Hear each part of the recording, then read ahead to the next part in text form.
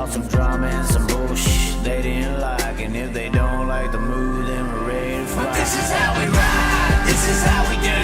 Riding mud, sliding up higher in the groove. Don't give a damn about the cash we're spending. With the time we got, we choose to play it on the go, to stay out on the run. We all high, wild, and handsome. Ain't telling you what's right or wrong or what to choose. Hey, but this is how we do. This is how we do.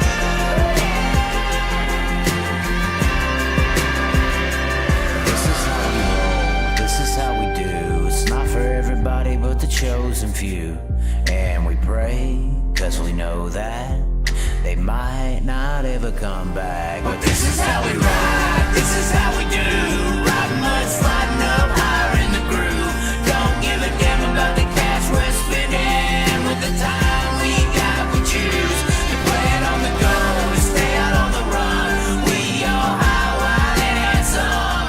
Ain't telling you what's right or wrong or what to choose. Hey, but this is how we do. This is how we do.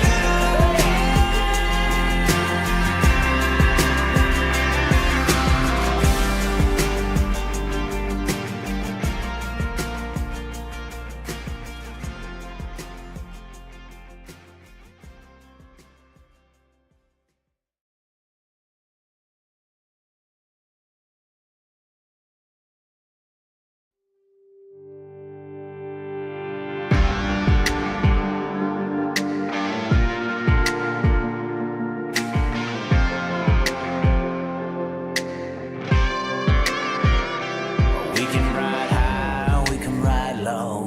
We can ride anywhere we need to go. We can ride all night up to the morning, as long as we make the show. We can be the best or we can be the worst. We can be the best thing you ever heard. With the motor singing and the grandstands ringing, it's hard to put it all in words. Well, hello, ladies and gentlemen. We are here. We're dodging. We're out here in the hold on. We gotta wait for that. There we go. I think we're correct. Big Gator decisions. Big Gator decisions, ladies and gentlemen. That's what we're talking about here today. Yes, the hair is a little curlier than usual. I'm not sure why. Once again, we are here on the Illuminati farm. No, I'm just playing. It is different here today. We just got through watching last night's races, the night before that. Last night, I got to apologize, though, to some of my Ocala late model fans. There was a potential for me to go there. But the sprint car world dragged me in. For good or for bad, I'm not sure just yet. We're going to find out tonight, but there is a points battle going on. We're going to be talking about it today. Very interesting fan interactions. We were out there in the MRO yesterday on the outskirts of the entire plateau. Marv hosted us very generously yesterday, him and his wife, and it was a good old time. Got to sit for the first time at the very top. Honestly, I think I found the best seating area at Volusia Speedway Park. It's in turn one, towards turn one. The very top, where above the actual seating section, there's like a walking area and like an area you could stand in the center and watch over everything. Kind of reminds me a lot of the Bud Light watch area at Daytona, the one where we went crazy on them a couple years ago at the duels. Yes, that viral video where we said that the guy behind the field about a half track was the poor man. But set up there, probably the best seating. They even have like tables where you sit. They have like a segment to set your drinks on it. Really nice area. That's where we were last night. Plan to be over there in that area here tonight as well. Walked the pitting area, had some pretty good conversations with people. Got some updates on some provisional rules, actually. I can't wait to actually discuss a little bit about that today. Got to interact with a bunch of different people. Actually met Colton, another fan of the show. A couple people we ran into, but Colton was a guy we shared a decent amount of conversation with. And he told me And obviously, we got down here to Florida. I'm almost treating it like we're going to Australia or something. We spent the money to get here. Let's do as much as we can now. He actually told me that they have swamp buggy racing happening down where he was out of Naples area. I haven't seen swamp buggy racing since the days of ESPN Speed World. I have never seen it in person. It kind of an alluring attraction to me. We also had somebody else say, "Hey, here in a few weeks, you should do the three-peat." And I'm like, "What's the three-peat?" The three-peat apparently is going to an IndyCar race at St. Petersburg, going to the Gator Dirt National or the Gator Nationals, which is the drag race in Gainesville, and then going to the World of Outlaw Bike Week race. So apparently, World of Outlaw Bike Week race is a Sunday, Monday event. The Indy cars are in St. Petersburg that same weekend. So is the NHRA in up there in Gainesville, and you can kind of go Friday at the Indy car, Saturday or flip flop one of those, and then Sunday at the sprint car event. We'll see about that.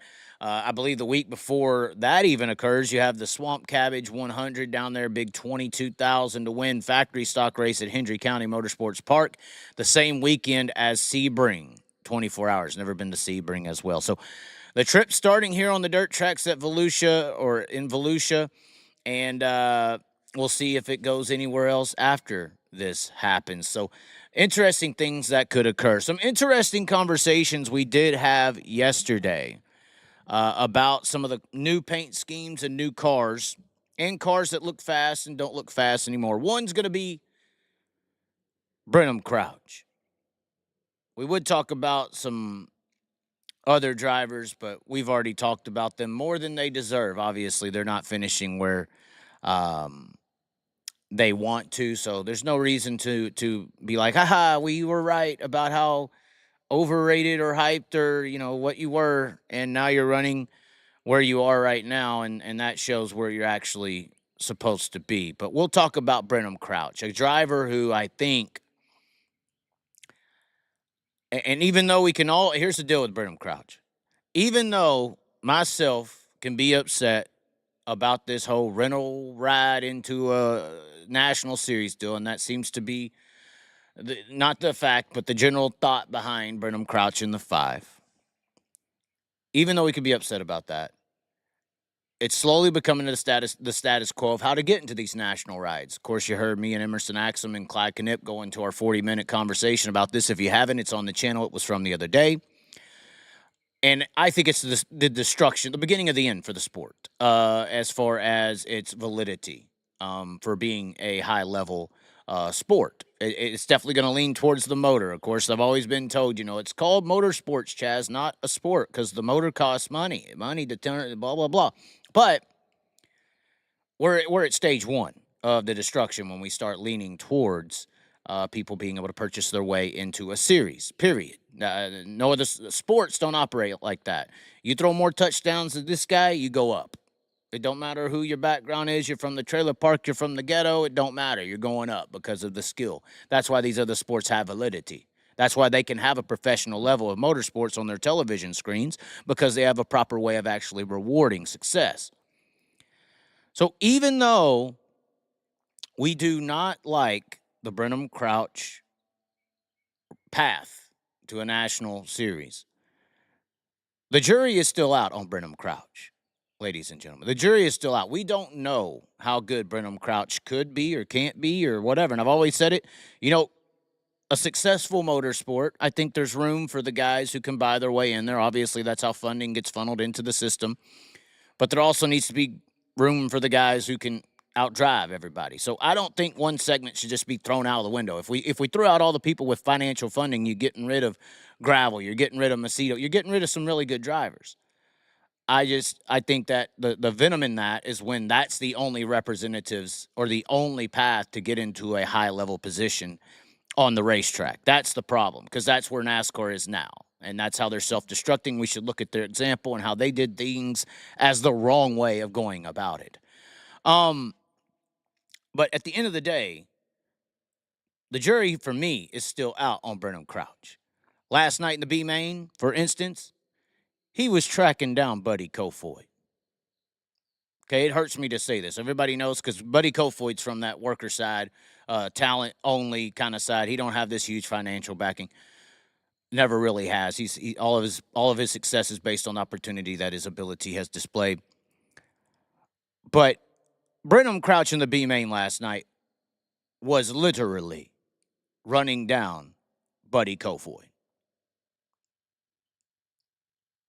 That's impressive to me. I don't care if it's in a B main or a heat race or anything like that.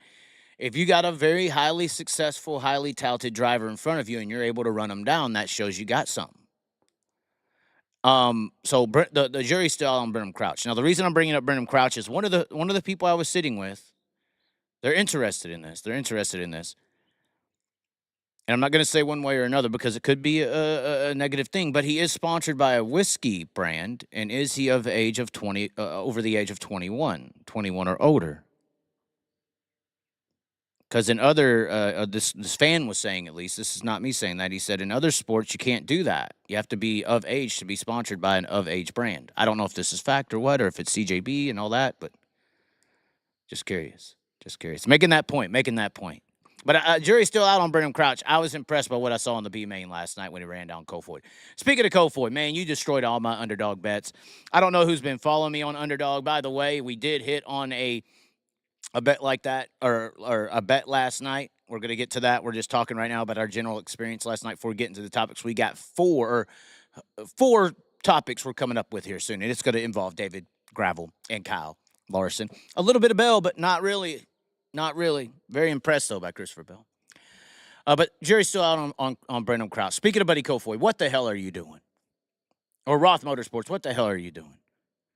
Or Donnie Schatz, what the hell are you doing? Get the damn Chevys under the hood. I'm tired of it. Just let the car be a logo. Have we not learned from Justin Peck last week?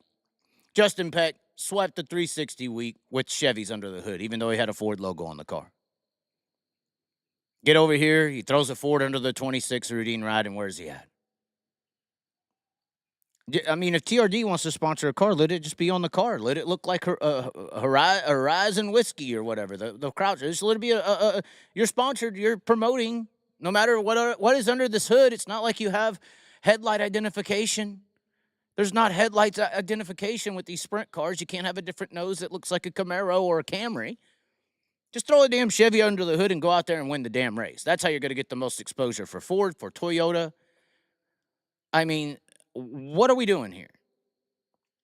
I'm just playing. Obviously, Justin Peck's successes went away because in 360 racing, you're only really dealing with 2 or 3 guys, and you get over here with this 410 week, you're dealing with 20. Kofoid, Mr. Bad Luck, obviously, tire coming off last night. You also had the situation where he did jump the cushion the other night. We even have people in the comment right now. All of Scott's Hall of Fame cars are Chevys. I agree. Everybody hates that Donnie's in a Ford. They feel like that destroyed his career, the Ford motor experiment. Regardless, I don't know. Donnie obviously been having motor issues. This is gonna add to y'all's fire, y'all's spirit against this Ford experiment, or Ford motor plan. But I don't know about Donnie. It seems like when the car runs, he performs relatively well. I believe he did decent on Thursday night. So we'll see. We'll see about the motor. I'm pretty upset about the Kofoid situation. Obviously, he's just having bad luck right now. Shocker of the night last night, I guess, would have been Danny Sams. Would that not be the shocker? But very young. I mean, the night before the big shocker was Emerson Axum spinning out while he was dominating the damn field. So we have these young guys performing very well and then making 1 or 2 little mistakes, and it's destroying the result in the results column at the end of the 25 lapper. I believe tonight is 30. I'll have to check that. We'll check that throughout the duration of the show. But yeah, shots, 2 engines in 3 days. But regardless, Danny Sams, Emerson Axum, obviously on Thursday, spins out leading the race. It's like nobody even knew or cared because Larson and Bell was leading the race. We're going to get into, or battling for second. Everybody thought that was a battle for the lead while little Emerson Axum's out there just waxing them by half track.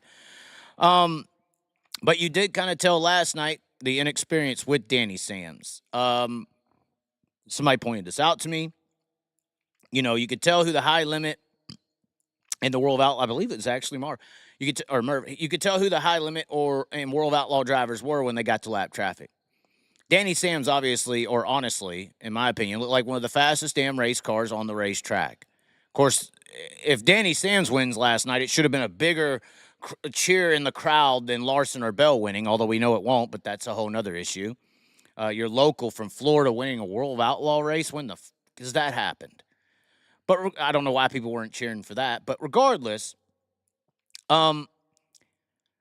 he was faster, brought him in, got to lap traffic, and then one hesitation here, two hesitations there, third, battling for second to battling for sixth and fifth. I mean, and that is the difference, I think, between the high limit and outlaw guys. I agree with the person who told me this. You know, they're used to that traffic. They're used to dealing with it. Yes, there's hesitation, but they know where to hesitate. They know if you're going to hesitate on the car, you got to lift a little different. You got to pick your hesitation here. You got to plan a half corner ahead, a corner ahead, a straightaway ahead, a half track ahead for the potential hesitations. I think that is that experience that you gain on the World Outlaw or high limit tours is you learn how to deal with things and plan scenarios out ahead of time, so that you're not caught up in a bind. I think it was at one point, Sam's had a little bit of a run on Bell. A little bit of traffic was involved. Little hesitation entering turn 3, and then bam, bam, Macedo, gravel. Everybody's on him. Sweet's there. Bam, you're falling back. You know, and guys like Bell, Larson, even though Bell's kind of, you know, he ain't been in the sprint car game, but he obviously knows. He's competed at a high level, won at a high level prior to this. Or a Larson or a Sweet or a Bell or Shots or name your high limit guy. They know what you have to do there. And if you're not experienced, I think that's kind of how sometimes the newer guys get beat, is situational hesitation and not knowing how to hesitate properly. Because you do have to hesitate. You just have to know where and how to do it. Not everything's always easy. But Danny Sam's probably, once again, the most impressive run of the night. And then, of course, Larson wins. And that we might as well go into our first damn topic with that. Larson wins the damn race. Oh my God. I don't even know if we can go into these topics. Larson wins the race. Hold on. Let me. I can't believe we got to talk about Larson winning a race.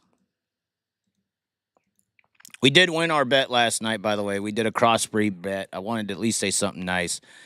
Shea Gilgis Alexander, Michael Booker, they did get over the 25-point gap, and Sheldon Hodenshaw did finish within the top 11 cars. So we did bank last night. We did bank. Link in the description to join Underdog to start betting on some World Outlaws. Last chance to bet on the sprint cars is tonight. I do believe the late models will be on the betting apps come next week as well. We're going to end this show, actually, with our top 5 locks that I think is going to happen tonight. So stay tuned for that. We got our top 5 locks. It's going to be I think we're going to be smiling at the end of the night.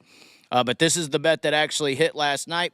Once again, if you use the link in the description or code DIRTTRACKCHAZ, you do get up to 1,000 first deposited, up to 1,000 match. So that was the bet that hit last night. Sheldon within the top 11, and Booker and SGA with the NBA going over 25 points. Boy, it happened.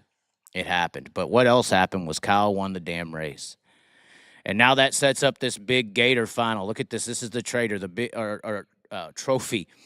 The big Gator right there. That's how big it is. They put it on the ground. They took a picture over there at World Outlaw Sprint Car Series. They put up a nice little picture of the Gator that is on the line. This is the Gator that Paul Silva wants so bad. But the Goliath of Larson has to go up against Dirt's gravel. I'm just saying, guys. I'm just saying. Dirt. That is so funny, though. Dirt's gravel. I mean, think about it. It is Dirt's gravel, right? Because he's representing Dirt. But it's Dirt's gravel. How does that work, guys? How does that work? Does that sound weird? Like if you were explaining to a new person, yeah, we got this guy from Dirt. He's really, really good. His name is Gravel. Is that like a ha, gotcha moment when you're like Dirt's gravel? What are you talking about? Gravel? What? They'd be so confused. Dirt's gravel. And I had people text me last night. We're going to get into this about Larson and Bell coming in there. Look at sprint car amateurs. Look at what sprint car racing is. They cheer and are happy when the dirt or NASCAR professionals come in and beat them. Oh God, it was Spike saying these things. But this is the results from last night. Kyle Larson wins. Christopher Bell comes in second. Third was David Gravel. Fourth, Sweet. Fifth, Ryan Timms. Good run for Ryan Timms. Very impressive. Most impressive run of 2025. We obviously predicted that 10 and him, that 10 car and him, it would be a good combination. How about Bill Baylog? I was very impressed with him. Some people were joking at Bill Baylog. What's he doing on the Outlaws again? I was like, Baylog did good last year. He goes +6, finished 13th. Or not 13th. Sorry. Where are we at? Start, finish. There we go. He finished 7th, started 13th, finished 7th. Shoehart with a big run through the field. He's been hot on the betting brackets as well, running up in there to 8th after starting 19th. He's been very good in race trim. And Sheldon Hodenschild in 9th, rounding at the top 10 was Danny Sams. He just struggled there late in the race from challenging for the win to falling all the way back there. And then Kofoid, you got some others in here that are all the way at the back. You see Hampton and Wyndham. I was told last night by a driver that the World Outlaws are only awarding 4 provisionals this year. 2 before the June midseason, and then 2 at the other half of the season. I'm still not sure, though, on the emergency provisionals, if there is any of those. And I heard that Platinum drivers are allowed to use a provisional all 4 nights this week. I've heard 2 different stories, so I don't even want to get into it. Logan Schuart was your hard charger. I'm starting to sound like Dirt Tracker because obviously, if you watch Dirt Tracker or any recap show, you already pretty much know all this stuff. And that's what Dirt Tracker is good for. It's like the daily news. I enjoy it. But anyway, Larson does pick up the win. Started first, finished first. Bell started second, finished second. Gravel was your first mover. Started fifth, finished third. Probably the biggest determining factor this week right now is the dash draw. Is that to blame for track conditions or length of race? I think every one of these races should be about 30 laps just because of how long it is taking to get to lap traffic to put on a race. I knew when it restarted at 6 laps last night, you're not catching Larson and Gravel. Good luck with Bell, until you can take the clean air away from that leader on big tracks. It's pretty much a done race. I'm going to try to check before we get off here on if tonight's race is a 30-lapper or a 25, because that'll make a huge difference in the results column. But the dash draw right now has basically been everything. Of course, Larson and Bell drew 1-2 last night in the dash draw. Very, very lucky. Are there weighted? I've made this joke before. I don't know how much of a joke it is, but are there weighted chips? Like, how you could pick up a quarter and you could pick up a dime and you can kind of tell the difference. You don't even have to see it because you can tell the weight. Are there weighted chips in there? So when they're moving around, they're looking for the heavy. Although Owen drew. I mean, maybe it's just luck of the draw. It is what it is. But I think that dash draw right now is determining your finishing order almost, especially up front, especially within your top 3 to 5. I mean, you look at it. There's only a few guys moving around here. Brad Sweet started 4th, finished 4th. Macedo started 6th, finished 6th. Tim's made some moves because of the fall. I mean, you look at Gravel and Tim's moving up too. We know one of those spots was Sam's, who fell back. So I think there's opportunity to fall back when you get to the A main, but it's very hard to move up in the main event, especially when you're dealing with Larson and Bell. I mean, this is the modern day, Steve and Sammy, and you could call Gravel Wolfgang, and we're missing out on it because, our goals in sprint car racing are completely different than the Swindell, Kinzer, Wolfgang era. Our drivers aren't rewarded enough to stay in dirt, so they have to go and find NASCAR careers to make a huge amount of money. So we're missing out. We should technically be having Larson, Bell, Gravel every single week. We just don't have the financial capabilities to retain them. But at the end of the day, when you got guys like that on the track, you put them out front, good luck catching them. It don't matter what the track conditions are. We're going to get into that topic as well. But due to Gravel's little charge, they came into last night's race 4 points separated. Bell, his whole, and we're talking about the Dirt Car Nationals, this big Gator situation. So if you don't know about it, all 4 nights, even though all 4 nights were not a World Outlaw points night, only the first night was a non-points event. These other 3, Thursday, Friday, and tonight, are World Outlaw point nights. All 4 of these nights were point nights for the Dirt Car Nationals. And these points are adding up every single evening of racing. Christopher Bell's chance to win this little Dirt Car Nationals point system were destroyed on Wednesday when he had the flat tire running third. So he's just too far back. Let's go over here to the points. After last night, like I said, they came in there. Larson had a 4-point lead over Gravel. Gravel runs up in there and gets to third. He's currently sitting in the second position now, back by 8 points, if you could see there on your screen. So Gravel back by 8 points. Of course, he finished third, so I believe it's only like 2 points per position. I'll have to look into their point system there, but obviously he lost 4 more points, finishing third with Larson winning. Usually it's 1 spot per position, but 2 to win, so that's how you would get that additional 4 points. Obviously 3 positions on the track and the double points for the win. So he would have to do a little bit of work here. For them to even tie, he would have to win, and Larson finished 7th. Now, what I will say about this battle here with Gravel and Larson, David and Goliath, that's what it is. You see these other guys, they're involved. I mean, Sweet's 8, but see, 18 points, 20 points, there's no chance for these guys to become a factor. If Bell hadn't had his bad night, if Carson didn't have an off night, they could be a factor, but they're not. David, Gravel, and Larson, this is your battle for this big Gator, and apparently the only reason that Paul Silva is here. The problem that I see for Kyle Larson in this scenario is to say Kyle's going to run 7th or worse and David's going to win. That just sounds, I mean, likely that Gravel wins potentially, but for Kyle to finish 7th or worse? Now, there's some drivers in this field, ladies and gentlemen, that could put him 7th. I know some NASCAR fans that don't watch dirt don't understand that there's Larson level capable of beating Kyle drivers in this field. But you look at it right here. Let's see. Gravel's 1 that could outrun him. Sweet's 2. Bell's 3. Macedo's 4. Courtney ain't hit a night yet. But is he capable? Yeah, he's capable. 5. Brown ain't hit a night. I mean, he's been up there kind of competing.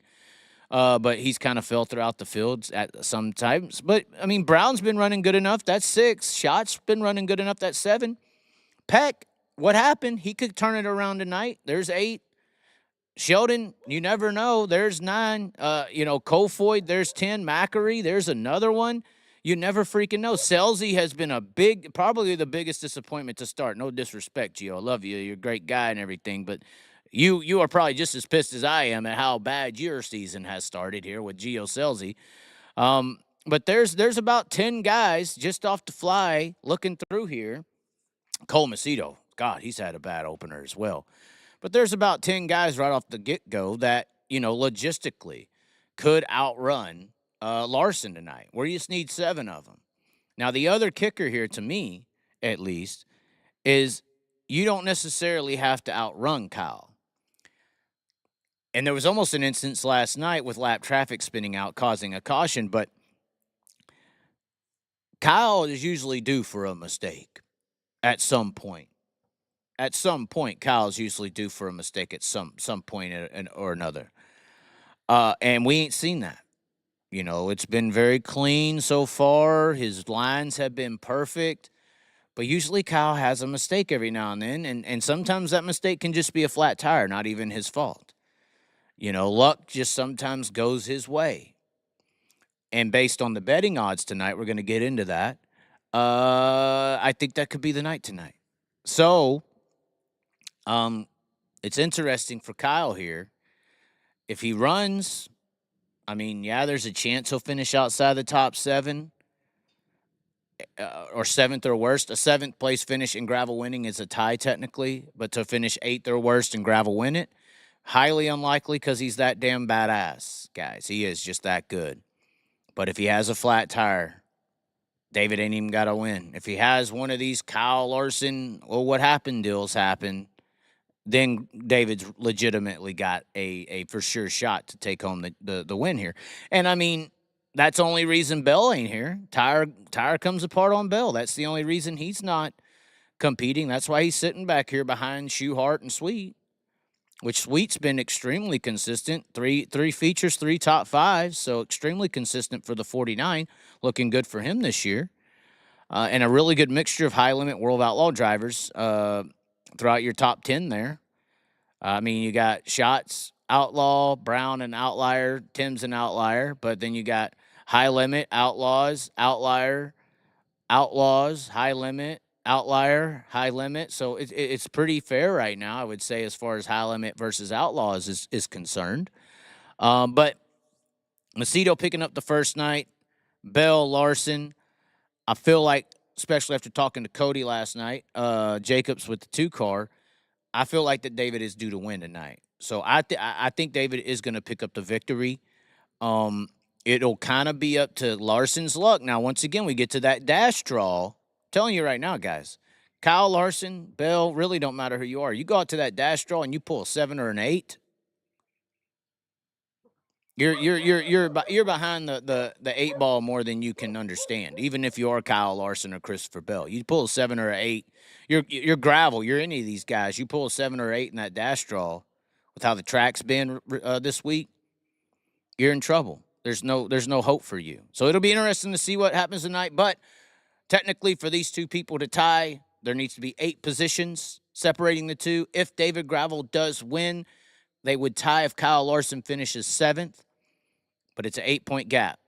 8-point gap. 1 spot per position, 2 to win. That's the difference here right now. Speaking of track conditions, that has been a topic here recently. People saying single file. Oh, my. We already lost the dang topic here. Here it is. Some of the worst. Right here. Ron Rutherford, PA Sprint Car supporter. Mama's Pizza has some badass Stromboli, I'm telling you. Volusia is some of the worst racing I've seen. Big time criticism for the Volusia Speedway Park on social media. A lot of people agreeing, saying they need to let the track slick off. Saw some people talking about Port Royal right here. It was boring. Super Bowl should be better. There's just a bunch of people being somewhat critiquish of half miles in general here. A little too hooked up. Let's see here.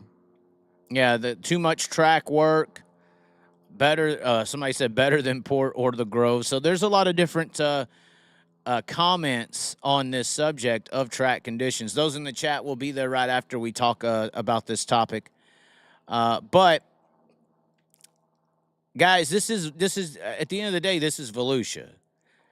Now it does seem like, and this was actually talked about in a comment section where we mentioned, or right here, somebody said it was boring tonight for sure, but no one should complain about last night, which was 2 nights ago, Bell and Larson, better than the Super Bowl.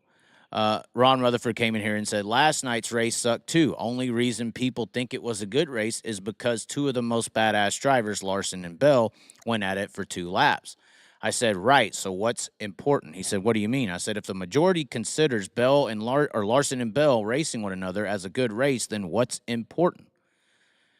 My point there is like, why does that constitute it as a good race if 2 cars kind of go at it? I don't think either did Larson or Bell even pass each other the other night when they were going at it. So does that make it a good race just because the 2 people that are popular are racing one another up front?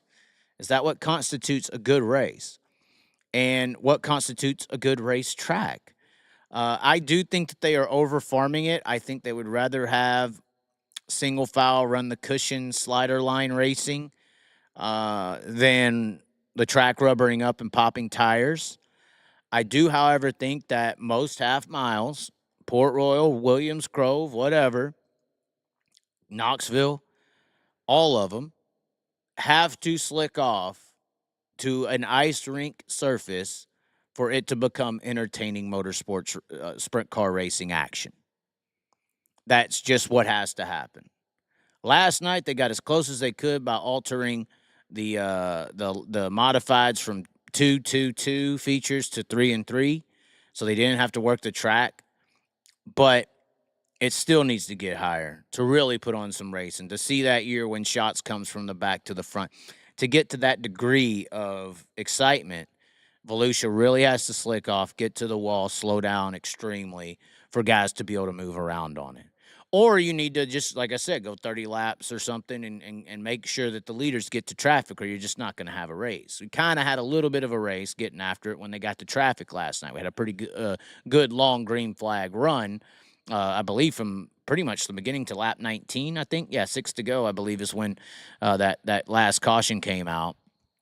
And that's pretty much the only way you're going to get it. Now, half-mile racing, somebody said it in here. I hope everybody remembers this later in the year when they come up here, race there, race that. And it's true. I mean, if you got these half miles or big tracks, we're not talking about Jacksonville and Illinois. We're not talking about, these quarter miles or Cedar Lake. You get onto any of these tracks and you can't slick them off and widen them up with 410 sprint cars, with all these drivers that know how to get these cars around the track. It's hard to pass. People like to say 360 racing is so much better than 410. No, it's because there's drivers out there making mistakes in 360 racing. You get into these high levels of 410 racing, guys aren't making too many mistakes. You got to slick the track off just to hope that right foot will start making a difference. You got to widen the track out so they can, go to another line instead of following a car and staying in a freight train. You can't have one line be too dominant. Obviously, everybody would love for there to be two lines. It's hard to predict. It's hard to make. It's hard to efficiently make sure that you get that. I'm sure every guy who's ever worked a racetrack would like to say, yeah, we want slick in the middle, a groove on the bottom, and a groove on the top. Getting to that is very difficult sometimes. I'm sure the people here are trying to get to that. But this does happen at other racetracks, especially half miles. I will say this for those who are writing Volusia off as a bad racetrack: you just wait till these late models get here next week. And this is what I've been saying every year. And we got a guy here from New Zealand. He's never seen late models in his life until a couple years ago. He came here to Volusia and saw late models because he stayed for the whole Dirt Car Nationals. And that's his most anticipated race he looks forward to every year now. And he's a guy who went to Knoxville and Eldora and Kings Royals and PA, traveled the country going to races. His favorite race of the year now is late model week at Volusia, because he's like, that was the first time I ever saw him, and I thought they were just going to go out there and be single file like the sprint cars and make a move here. He goes, no, they're 3 and 4 wide all over the racetrack getting after it. I'm like, yeah, dude, because they don't have a big fucking wing on top of the car. Now, I know that dirty air matters with the late models, but it don't matter like a damn sprint car, okay? It just don't matter. It's not the same. So they're not as aero dependent. So they can race closer. The leader can get run down in an open track scenario and make a pass and run side by side and stuff like that. Y'all just wait. This isn't a Volusia racetrack issue. This is the winged sprint car issue. You get these cars up and above the 85, 90 mile per hour consistent barrier, and it's a damn air race. Literally. That's why they got wings. They're dependent on them.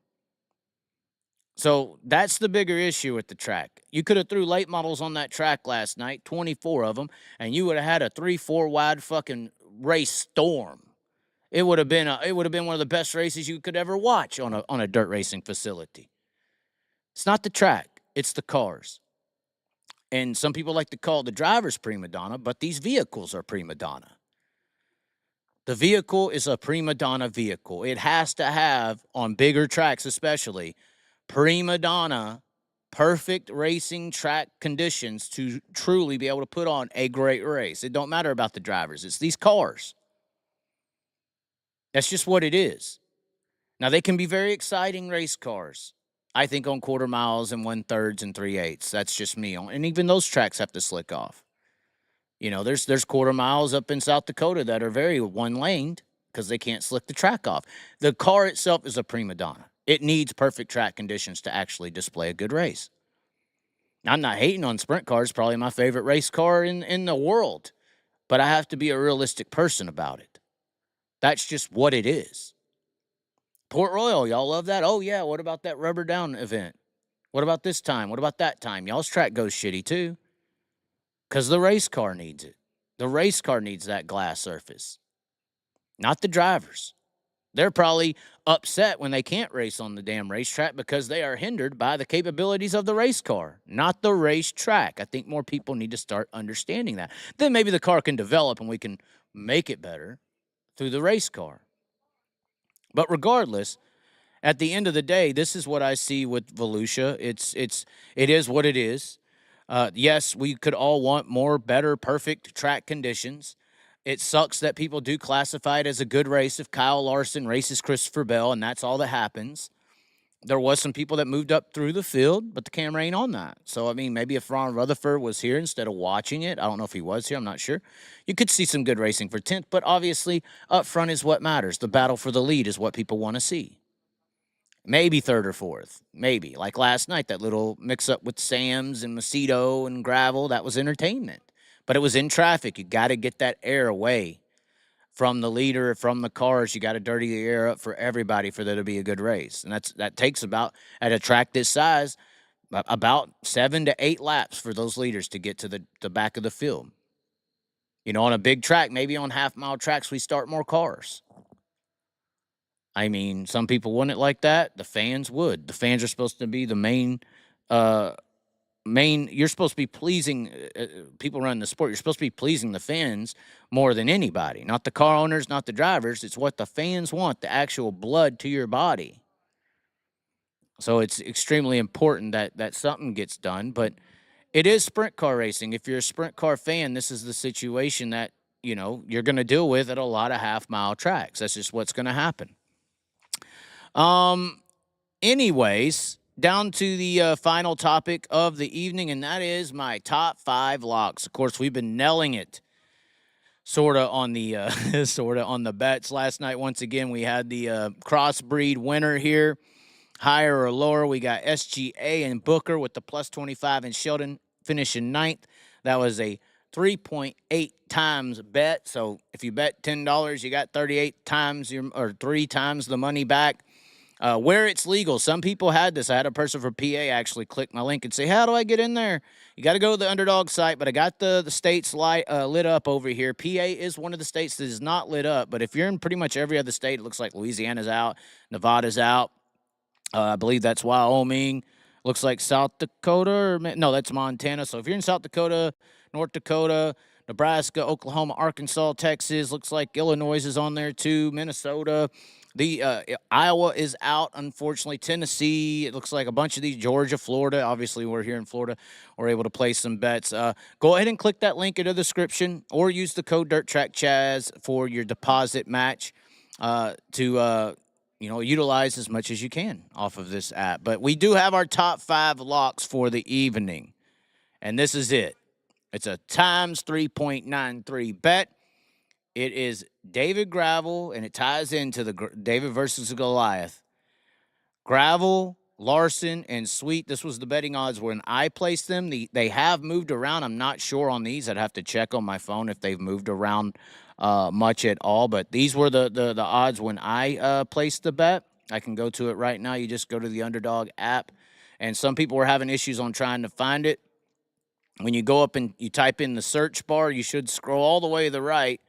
And the last one highlighted is World of Outlaws. You see it right there, World of Outlaws. You click the World of Outlaws.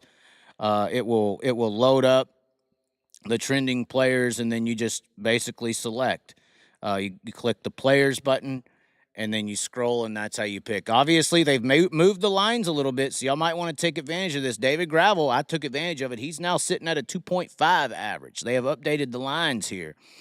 Kyle Larson is a Larson versus the field bet. We said he would finish worse than that. We are not picking Kyle Larson to win. If I was to pick a car to win tonight, it would be the 2 of David Gravel. They had Brad Sweet at a 5.5. He is now sitting at 4.5. I would still say this is my top 5 lock. I think Gravel's going to win. He's currently sitting at a 2.5, not a 3.5 anymore. I would pick Kyle Larson to go worse than 1.5. Gravel to go better than 2.5. That means if he finishes second or first, that's a win. And I would still pick Brad Sweet to go better than 4.5. So that's almost your top 4. I said top 5 lot because that's what it was this morning with Brad Sweet sitting in that top 5 slot. Obviously, if you got in a little early, you got some advantages on everyone else. But regardless, link is in the description. If you'd like to sign up, you get your deposit match on the code. We'll check the chat here real quick, but that is it. Gravel, Larson, Sweet, locked for the top 5. And I'm taking the field versus Larson. The field versus Larson. That is how it is going to be wrapped up here at this equation. Interesting. You have things happen left and right here, I guess. I said it was the Illuminati house. I wasn't kidding. Gravel is going to win. Let's look at the chat here just for a quick minute. Chaz, are you going to the late model race? Yes, I will be there this next week. That's kind of why I didn't go to Ocala. It was like, man, it is such a drive. A guy offered me a ticket, Marv, and I'm like, why not just go? Why not just go? Marv gave me a ticket. We're hanging out. We're having a good time, as well as Seven. He's been here, and I've been enjoying his company as well. And Seven hooked me up with this place of stay, and it's been working out ever since in multiple areas, being able to do the shows, having great conversations, hanging out, seeing some things. We actually went to some sugar mill yesterday. It was really cool. Hot spring, or not a hot spring, but a natural spring swimming area. Probably going to hit that eventually.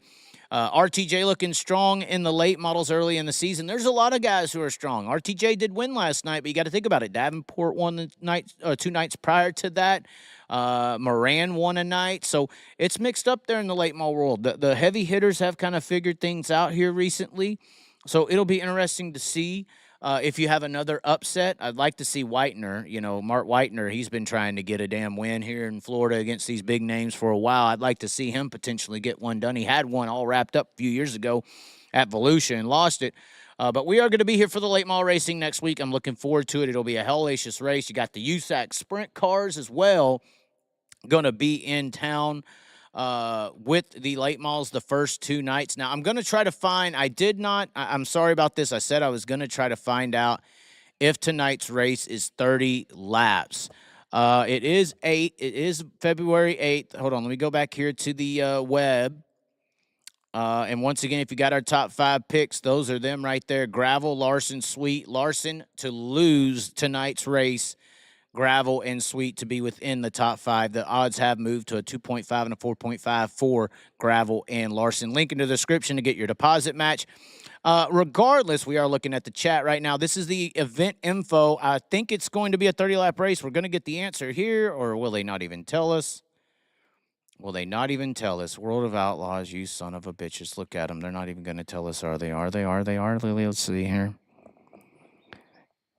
Handicap seating, all this stuff, track info. Can we not get a damn laps? How many laps is tonight? Somebody in the chat, somebody tell me.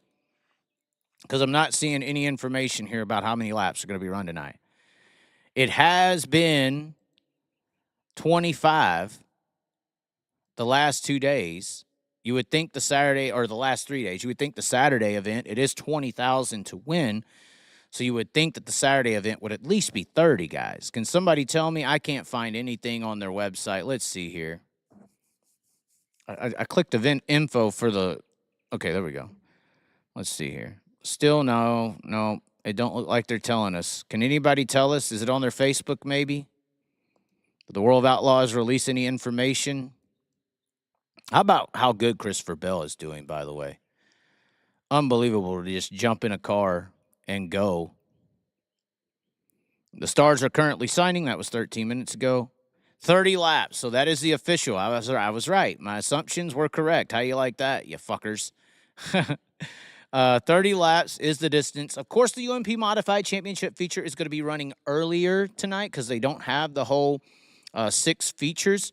But unfortunately, it does look like, I don't know if this is unfortunate or fortunate, they are going to have the LCSs, the last chance qualifiers, 4 of them. 10 laps of distance, 4 LCSs for the modifieds to start the evening after opening ceremony. So if you're not a modified fan, I would say pay attention to them tonight. There's going to be a lot of high-level competitors. I did shock some sprint car fans by letting them know these modifieds are $80,000 racing vehicles. It is pretty crazy to think that these modifieds rolling for a premier chassis with the good shocks and everything are about $45,000 to $50,000 without a motor. So these some very expensive race cars.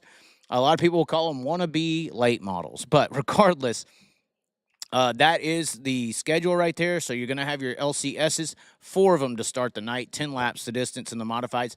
But then you will not see the modifieds. Again, you'll have your sprint car heat races. You'll have your hot laps for the locked-in modifieds after the heat races.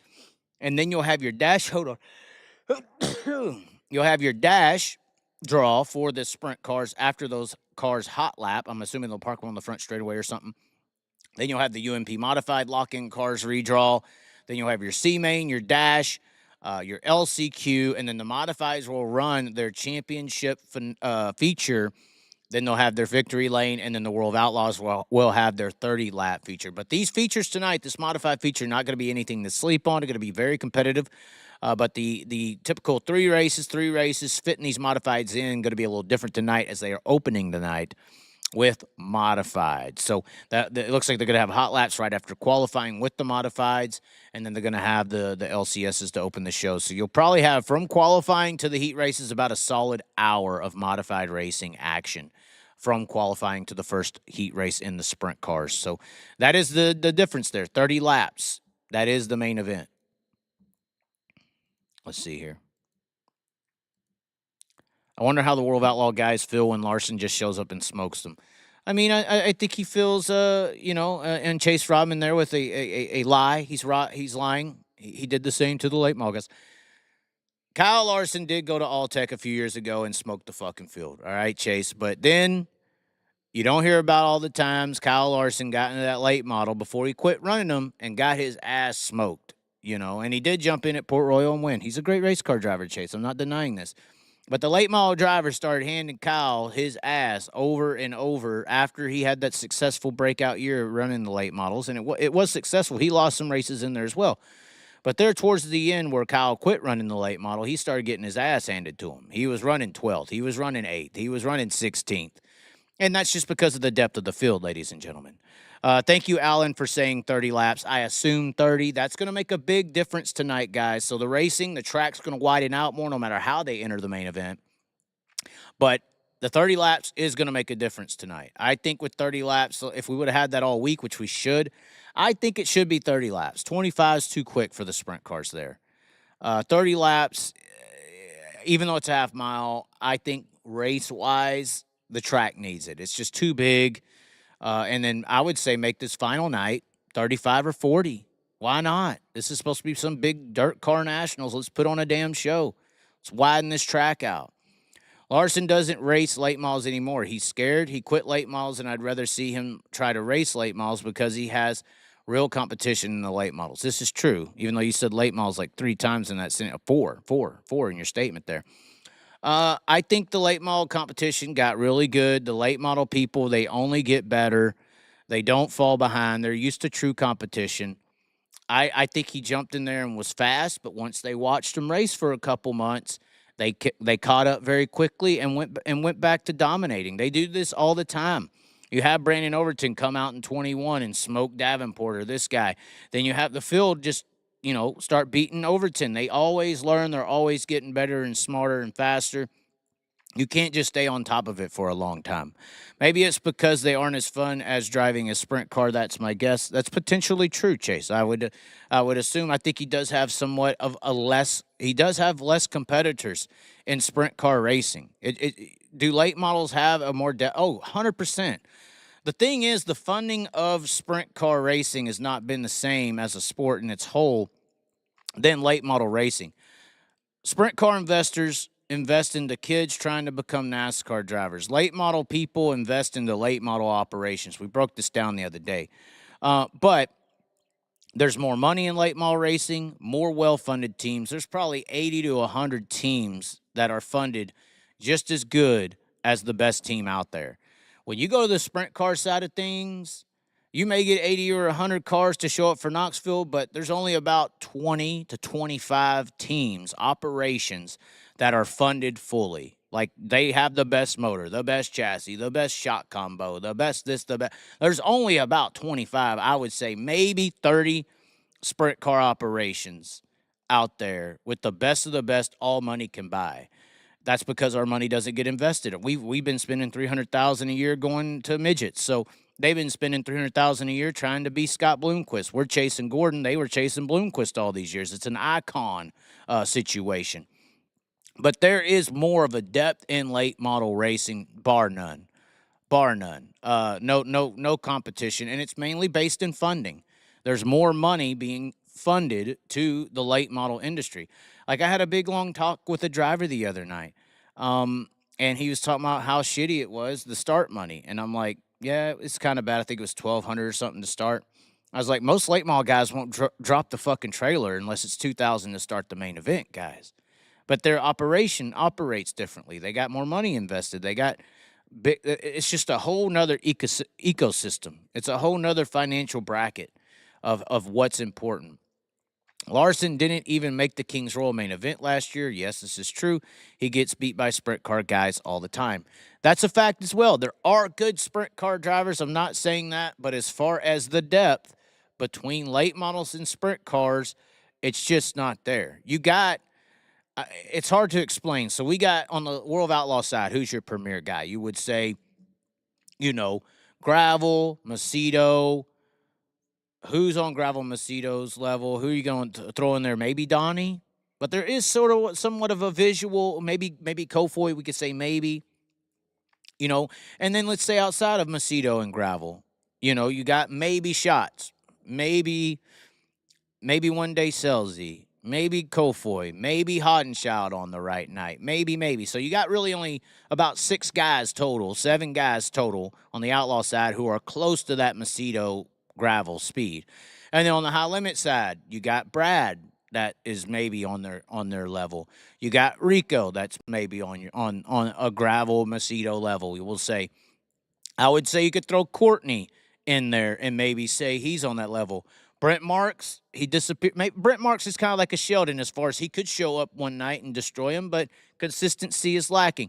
So we're talking about maybe 15 teams, maybe in sprint car racing that could win on any given night. Maybe 15 total between High Limit and the World of Outlaws that are on Gravel Macedo suite level. Throw Larson in there, so maybe 15. I believe I was only up to 11 in my counting here, but I would say maybe 15. You go to the late model side, guys. You go to the late model side. There's just no comparison. You got RTJ, and you have Bobby Pierce. But then you got your Davenports, you got your Morans, you got your Tyler Erbs, you got your Jimmy Owens. I could pull up the points right now. Obviously, I'm a sprint car guy, so I can't remember all of them. Overton's in there now, and Brandon Shepard, and Tim McCready, and we could go down the list. There's probably 20, the full field at a World Outlaw or Lucas Oil late model race, especially when one or the other series is off. The full field could win the fucking race. You see that evident most of the times because there'll be a lot of situations where you'll go to Eldora, one of these premier late model races that are multiple nights, and you'll have one guy win one night, and then the next night he's in the LCQ.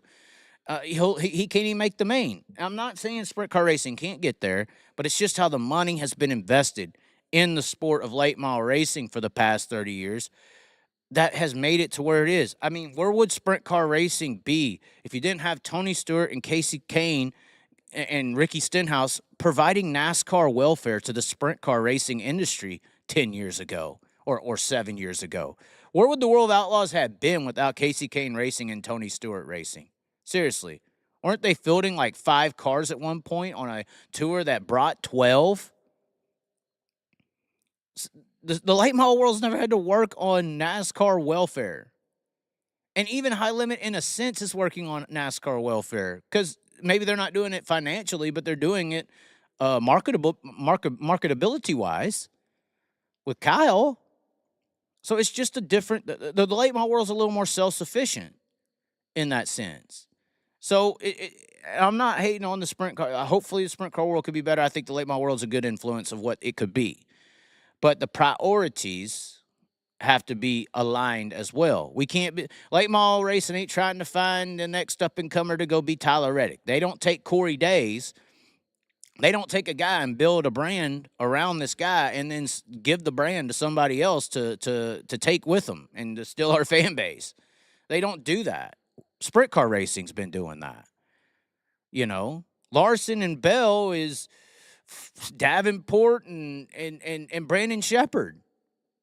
If you think about it in that kind of sense, when they have stars come up, they don't just throw them away. They build the stars. They build on that platform. They understand that that's an icon. So, what What's the odds for World of Outlaw Rookie of the Year? I mean, I think it's a little. Honestly, I was thinking about this.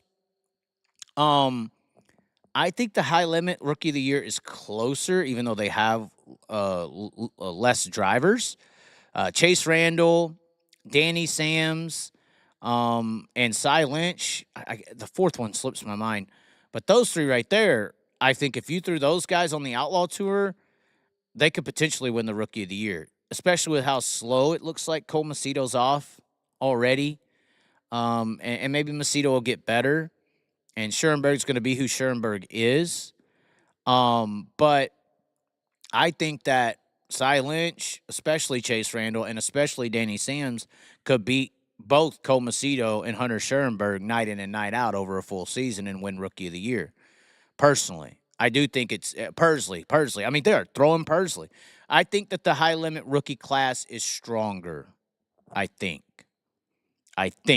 Put that underneath it. But there obviously is more names in the World of Outlaw rookie class, but I don't think you could compare any of the four drivers on the High Limit Rookie of the Year tour. I don't think you could even stack them close to Randall or Sams or Pursley even. So I mean, I just think that Hampton. Like I said, Wyndham, those guys are not as good as all four of the High Limit rookies right now. I know there's like 6 World Outlaw rookies. I can't even remember the other ones. Love seeing 10 rookies all together coming on board. Yeah, yeah, of course. Brenham Crouch, I believe, is the other rookie. Or no, I can't remember. But regardless, I could sit here and talk about late models and modifieds and sprint cars and everything. But come next week, y'all think the racing is boring? Here at Volusia with the sprint cars, same track conditions, same everything. I'm telling you right now, you could throw them on the late models on that track from last night, and it would be unbelievable racing. They're hindered by the cars more than they are the track, guys, and it's just what it is. That's just what it is. It's bizarre that pointing up the exhaust on a sprint car changes the performance that much. That's very strange. I just think they didn't want manufacturers and more people making them. And I just think they didn't want to change the look of the car, even though I think the look of the car looked more like Top Fuel dragsters. I thought that was kind of cool, personally. But anyways, ladies and gentlemen, we are going to get out of here and get to the track. It's already 4:20. Oh, my God. Actually, 4:21. But at the end of the day, these are the picks. You have an hour and 10 minutes to make your picks on the Underdog drafting app. They do stop allowing you to pick at 5:30 Eastern is when the lines close. They have altered, but I'm picking David Gravel to win. I'm picking Kyle Larson to not win, and I'm picking Brad Sweet to be within the top 5. There's a link in the description, or you can use the promo code DIRTTRACKCHAZ to get a up to $1,000 first deposit match. So that's what I'm going with, ladies and gentlemen, and we'll see what happens. Got some other bets, but I don't know how they're going to come out. I'm kind of upset. Anyway, thanks for tuning in. We are here at the farm.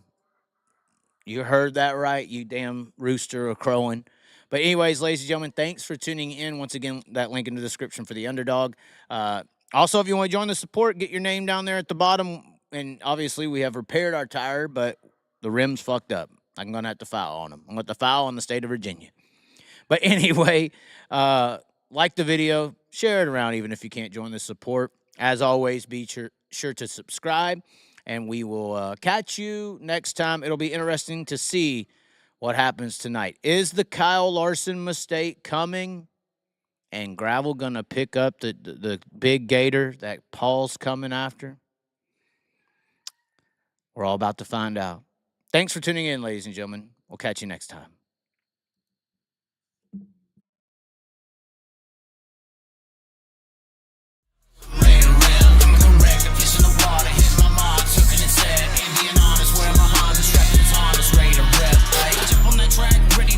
Ready to rip, ready to reach. Place my bets, hey, you never know when playing on host what you could achieve. Making the go, peace with the soul, don't matter the bottle with what you believe. Cause if I'm taking it all in the calling, it's harder with nothing that's harder than free. Not giving up, no, don't trip, gotta go. Take a slip, make a pass in the low. Put it down the gas for a show. Slide a pass on the grass for the opo. Got first of